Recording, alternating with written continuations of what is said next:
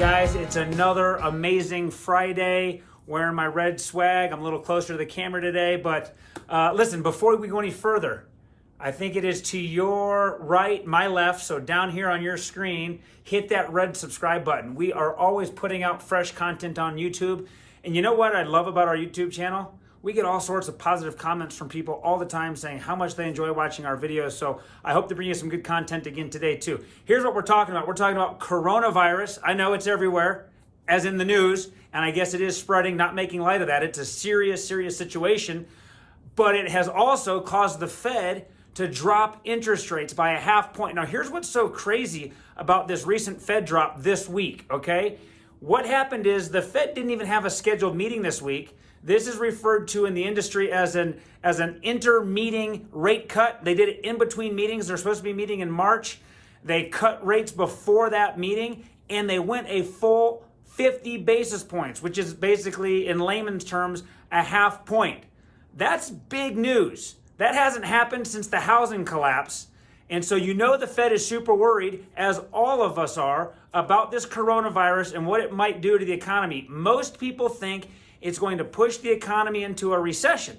People aren't traveling as much. Jobs coming or products coming out of Asia are slowing. This is a big issue, not to mention the tragedy of losing loved ones and just the fear that's out there. But I don't want to spread fear. Our news channels across the country do enough of that. Let's talk about how this affects veterans and even civilians and what it's done to interest rates. Now, first and foremost, I need to be clear. Just because the Fed cut interest rates a half point, that does not mean that mortgage rates are now a half point lower. Many of you guys have been following our instructions or our guidance and are probably already in processing, or you just closed and you may now be thinking, well, I better get better interest rates. I should get a half point lower than what I was getting just a week ago.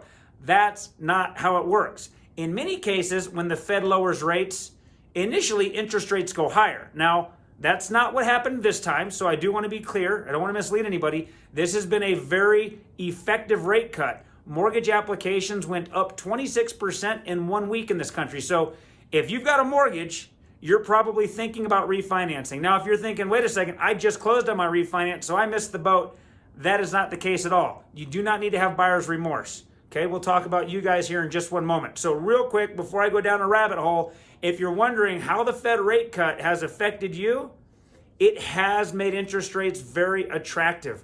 We are now looking at interest rates that are lower than they've ever been in history, okay? This isn't just some sort of made up thing that we're saying or all of our competitors are saying.